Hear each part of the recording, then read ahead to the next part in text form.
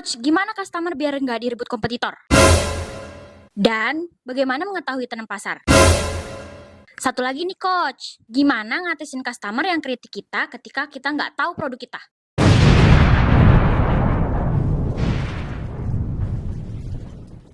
Pernah nggak pernah mengalami kesulitan menyesuaikan tren atau kebutuhan pasar yang baru? Pernah. Kesulitannya tuh kayak gimana sih Kak? Coba dong. Jadi kadang itu kan tren pasar ini kan apalagi di dunia pendidikan ini kan sering banget berubah-ubah kan ya. Sesuai dengan aturan dari Dikti juga, Kemendikbud juga kayak gitu. Jadi kadang ada yang apalagi urusan pendidikan ini kan di Indonesia sendiri terkadang ada yang sudah bagus, ada yang kurang bagus kayak gitu. Jadi penyesuaian ini produknya ke sini nanti takutnya nggak cocok. Kalau ke sini nanti takutnya udah kemajuan banget nih gitu. Oke. Bagaimana caranya kita mengetahui tren pasar? Ada beberapa metode analisa, yaitu adalah metode pestle analysis. Apa itu pestle analysis? P artinya politik. Jadi setiap kita mau ngeliat tren market, coba lihat kondisi market politiknya dulu. Kayak kondisi sekarang nih. Kondisi kita politik mau lagi pemilihan presiden. Berarti kita ngeliat nih ada peluang bisnis apa di masa-masa ini. E adalah ekonomi. Nah, kondisi ekonomi di tahun ini seperti apa? Jadi kita ngeliat nih kondisi marketnya seperti apa, khususnya tentang perekonomian.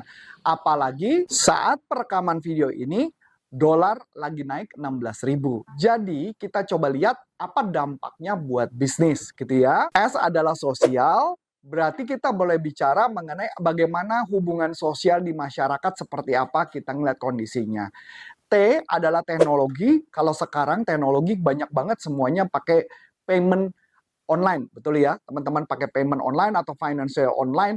Bahkan jadi kadang-kadang sekarang malah kita nggak bawa uang cash. Itu juga adalah sisi trend market yang kondisi sekarang. Dan orang suka banget belanja secara online. Itu yang disebut teknologi.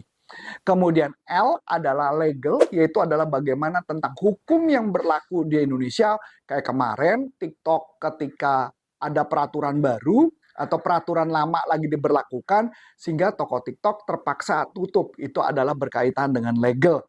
Nah, tetapi toko-toko yang lain gimana? Dengan toko orange dan toko hijau. Mereka juga harus memahami tentang trend market. E terakhir adalah environment, yaitu adalah lingkungan masyarakat.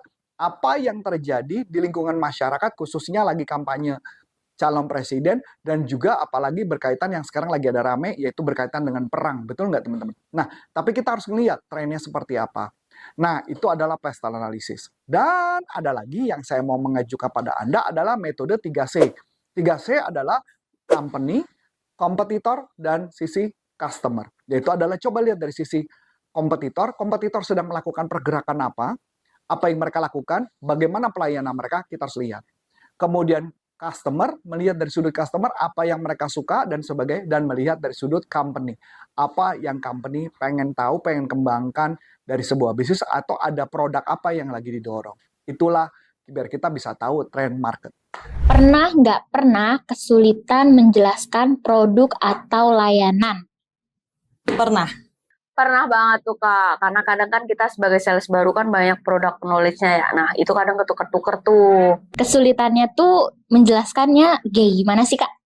Paling lebih pas waktu awal pertama kali masuk kali ya. Jadi masih jadi anak baru gitu, masih jadi anak baru sales. Jadi ini agak rada bingung nih mau menjelaskan terkait produknya ini tadi itu kayak gimana gitu, benefitnya, value-nya kayak gitu. Oke. Ternyata sama ya, jadi anak baru juga kesulitan.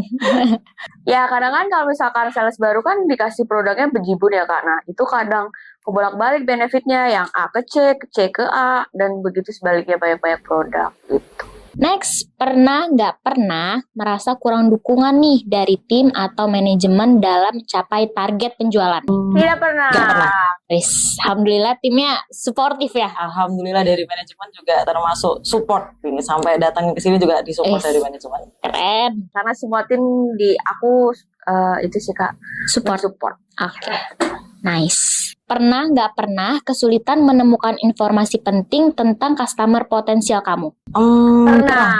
Kesulitannya tuh mencari informasi yang kayak gimana Kak? Ya, karena kalau ke B2B ini kan bisnisnya ke B2B ini tadi itu orangnya ini terkadang siapa nih yang sebenarnya yang paling butuh di eh, apa namanya pendidikannya di perguruan tinggi ini tadi. Jadi lebih kesulitan ke itu tadi sih. Apakah benar nih orang ini yang bisa kebutuhan orang ini yang bisa menjadi deal ataukah malah orang ini atau malah orang yang mana nih ya itu kesulitannya lebih ke situ sih. Nah, jadi kan kita cuma dikasih nama sama perusahaannya aja tuh, Kak. Jadi aku bingung menghubunginya kemana gitu. Pernah nggak pernah kesulitan menentukan kapan waktu prospek yang tepat? Pernah. Ini waktu masih jadi sales baru juga atau sampai sekarang masih juga nih Kak? Sales baru lebih sering, sekarang kadang-kadang sih. Udah lebih lumayan lah ya. Iya, udah better. Oke. Karena kan kadang kita nggak tahu ya, kayak itu si pelanggan prospek kita yang potensial itu tuh dia lagi sibuk-sibuknya apa enggak gitu. Oke. Pernah nggak pernah dapat customer yang awalnya tertarik nih, tiba-tiba dia nolak ketika udah tahu harga kita? Pasti pernah deh. Semua sales kayaknya pernah kayak gitu. Pernah. Sering banget nih, Kak, apalagi di ghosting kayak gitu. Pas dia udah tahu harga kita kayak, entar dulu ya Mbak. Iya, bener banget. Pernah nggak pernah customer potensial diambil sama kompetitor? Pernah. Seberapa besar kompetitornya atau sesulit apa kompetitornya Kak? Biasanya sih malah karena kompetitornya terkadang harganya lebih murah sih. Ya, maybe bukan target marketnya aja.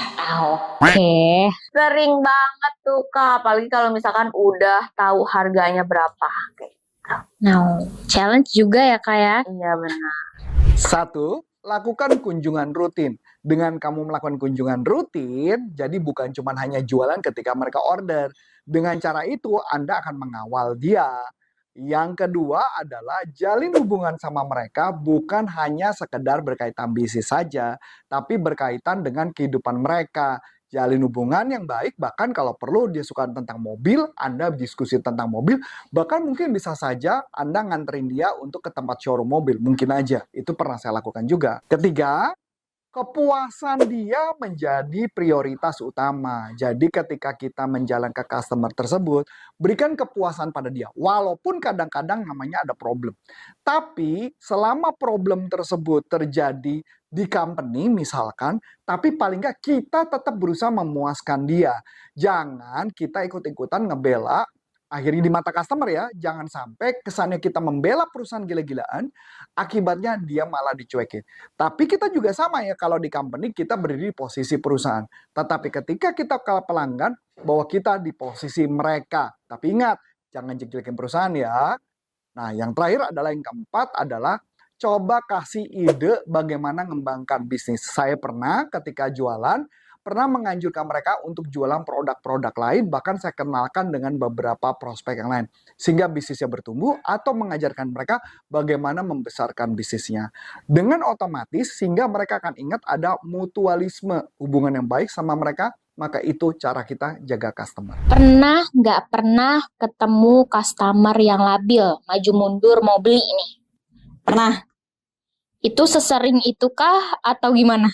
Nggak sering. Biasanya kalau customer yang kayak gitu memang pertimbangannya banyak karena tadi ya awal kalau yang ngambil keputusan kan banyak, jadi banyak pertimbangan gitu dari maju mundur. Sering banget, apalagi kalau misalkan masih ABG-ABG labil gitu kan, Kak. Mungkin aja bisa aja sih dia kayak banding-bandingin harga gitu ya. Tapi itu kadang udah nanya detail, terus akhirnya nggak jadi. Besok nanya lagi, akhirnya nggak jadi closing. Pernah nggak pernah dikritik langsung tentang produk atau layanan oleh customer? Pernah banget. Sepedes apa sih kritikannya? Lumayan pedes dan pedih kali ya. Dan pagi-pagi banget gitu ya, udah ditelepon dimarah-marahin gitu, bangun tidur dimarah-marahin. Jadi misalkan udah kita kasih tahu detailnya produk, kadang customer itu pedes banget tuh nge-komennya kayak, produknya kok gini gitu. Jadi trauma tersendiri nggak sih Kak? Dulu iya mungkin ya, karena kan masih baru udah kena omelan yang cukup pedes dan perih gitu kan. Sakit hati nggak sih? Ya gitu lah. Bagaimana sih cara kita mengatasi kritik yang pedas, apalagi berkaitan dengan kritik berkaitan produk bahwa seakan-akan kita tidak mampu menjual. Saya jawab yang pertama adalah bahwa sebagai seorang sales harusnya kita mengetahui produk dengan baik. Tapi ada kondisi yang dimana bahwa Anda sendiri pengetahuannya memang tidak sehebat itu karena bisa saja pertanyaan customer lebih sporadis, betul nggak? Saya juga pernah kerja di sebuah perusahaan teknologi yang dimana pertanyaannya melebihi daripada yang saya ketahui. Maka yang akan saya lakukan, saya memuji orang tersebut dan saya akan mengasih tahu kepada dia bahwa wow, saya luar biasa, saya bertemu dengan orang yang hebat karena saya belum pernah bertemu dengan orang sehebat Bapak yang segitu konsen. Pak, izinkan saya, memang mungkin saya belum bisa jawab Pak, tapi izinkan saya untuk membawa tim saya supaya pertanyaan Bapak bisa saya jelaskan secara seluruhnya. Nah, dengan otomatis secara itu, customer akan terpuaskan walaupun mereka bercanda dengan Anda tetap ataupun mengkritik Anda terima dengan hati lapang. Yang penting buat kita satu, closing. Nggak penting kritikan, yang penting closing. Masuk akal kan? Pernah nggak pernah berhasil naklukin project besar? Alhamdulillah sudah pernah. Wih. Pernah, alhamdulillahnya pernah sih Kak, tapi tetap disupport sama tim gitu. Oke, thank you Kak Ii. Sampai sini dulu gamesnya. Oke, segitu dulu Kak. Thank you. Ya, Oke, sama-sama, thank Kak. you.